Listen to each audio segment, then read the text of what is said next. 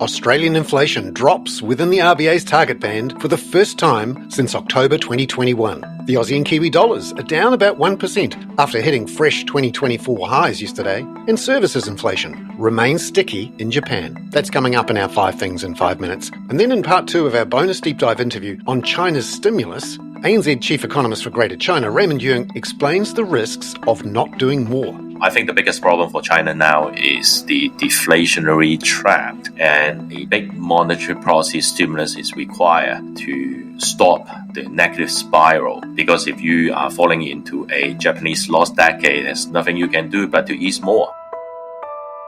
But first, in 5 and 5 with ANZ, US stocks are hovering just below yesterday's record highs as traders look for clues on whether the Fed will launch another 50 basis point cut to interest rates in November. Meanwhile, the US dollar strengthened in late trading overnight, with the dollar index up 0.4% at 4 a.m. Sydney Melbourne time. It's been a bit of a ride in currency markets in recent days. The weakness in the US dollar yesterday saw the Aussie rise to fresh 2024 highs above 69 US cents during the day, although it was down 0.92% this morning at 68.27 US cents. ANZ head of FX research Marja Ben-Zaman says improved risk appetite in China's stimulus package had propelled the Aussie along yesterday. Now, our higher for longer RBA will continue to give Aussie dollar that carry advantage versus its peers. And then, I guess from where it is right now, closer to about that 68 to 69 levels, I guess for the Aussie dollar to hold at current levels, I guess we need 3 things to be in play. 1, global risk appetite needs to stay positive. 2, RBA higher for longer. And 3, the US dollar maintaining its downside momentum. So quite a few boxes to tick there.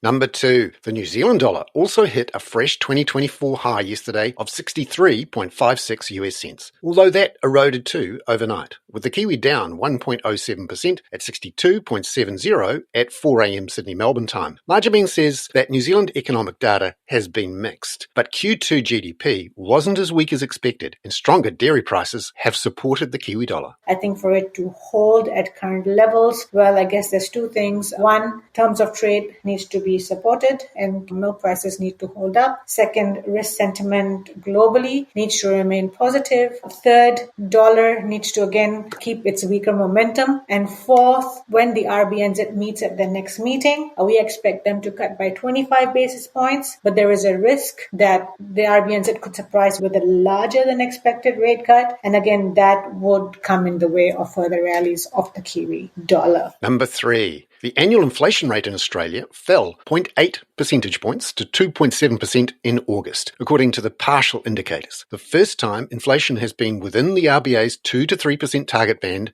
since October 2021. ANZ senior economist Catherine Birch says the drop was driven by federal and state government energy rebates. Electricity prices have fallen more than 20% over the past 2 months, reflecting these rebates. And without the rebates, prices would have risen around 1%. But the disinflation in August was a bit more broad-based. It wasn't just an electricity price story. And we actually saw the annual trimmed mean inflation measure fall to 3.4% over the year, which was also the lowest since February 2022. Number 4. Catherine says even that fall in the underlying trimmed mean measure might not be enough to shift a hawkish RBA. While we saw a decline in annual trimmed mean inflation in the month, services inflation still looks pretty sticky at 4.2% over the year. So we doubt that today's number will materially impact the RBA's thinking. And the RBA has previously said that they focus much more on the quarterly CPI, which is a more comprehensive measure of inflation. Now we'll get the Q3 CPI data out on the 31st of October, ahead of the next RBA board meeting on the 4th and 5th of November. And that Q3 CPI print will really be instrumental in the outcome of that meeting. Number 5. The US dollar also rose 1% against the yen overnight.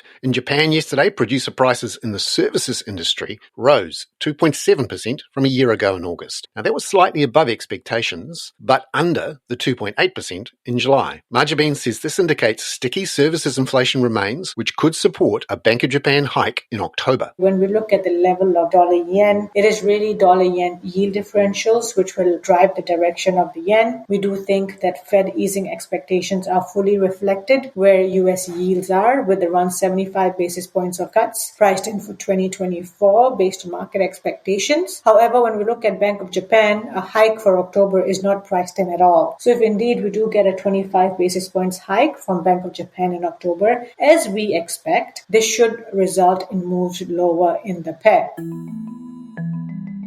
Marjabeen Zaman there. Now, in part 2 of a bonus deep dive interview on China's stimulus package announced this week, ANZ Chief Economist for Greater China Raymond Yeung spoke to my colleague Alex Tarrant about whether mortgage rate cuts will get household spending and what China faces if the support doesn't work. China followed up its stimulus package earlier this week with a record cut to its one-year loan rate yesterday. One of the big problems is that Chinese households have been paying down mortgages and essentially refusing to go out to spend. What in this announcement will encourage them to spend rather than just continue paying down their mortgages quicker? The authorities cut the mortgage interest rate. On average, they're saying 50 basis point cut, and we know the outstanding mortgage China is now around 38 trillion renminbi, and they also estimate that the cut will save the interest expense by 150 billion. With this amount, and I just use a rule of thumb of marginal propensity to consume of 35%, so that could be translated into roughly 53 billion of spending. It's not a big amount that could save some interest expense, and perhaps a lowering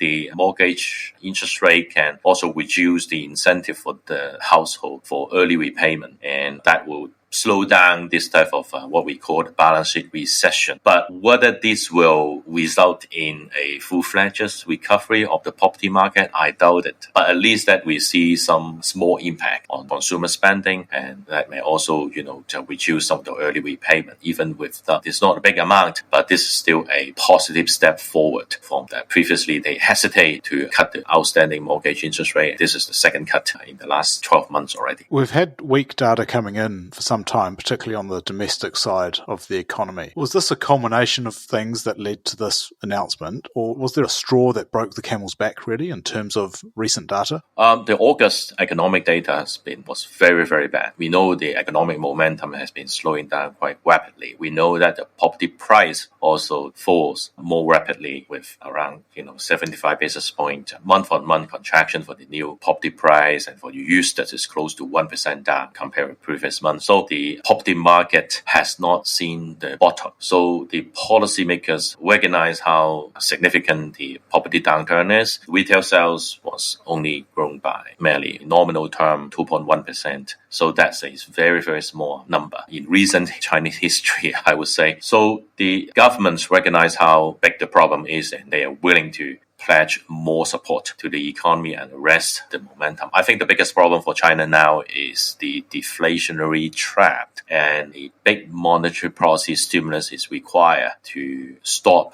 the negative spiral. Because if you are falling into a Japanese lost decade, there's nothing you can do but to ease more, to expand your balance sheet of the central bank. And the PBOC hint that they are willing to support more relending and to buy up the inventory and to pledge the support through policy bank. Repeat what happened a couple of years ago, that they have the pledge supplementary lending, and similar measure will also be used to support the property market. So this is virtually a mini version of quantitative easing, but they have not adopted a formal approach or forward guidance on asset pricing. So I think that even though they are willing to open the door to use the central bank as a lender of last resort to arrest the property downturn, but then they have not done that officially, or not really a high profile announcement. So even with the announcement, with this package of monetary policy easing measure, I just feel that it's not enough to have a full-fledged recovery and a strong rebound of the Chinese economy. Raymond Yeung there. That was 5 and 5 with ANZ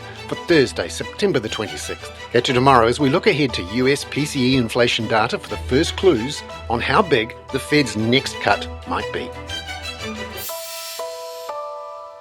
This podcast contains general information only, not investment advice.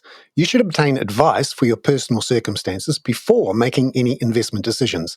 Please view the podcast disclaimer available via your media player or email.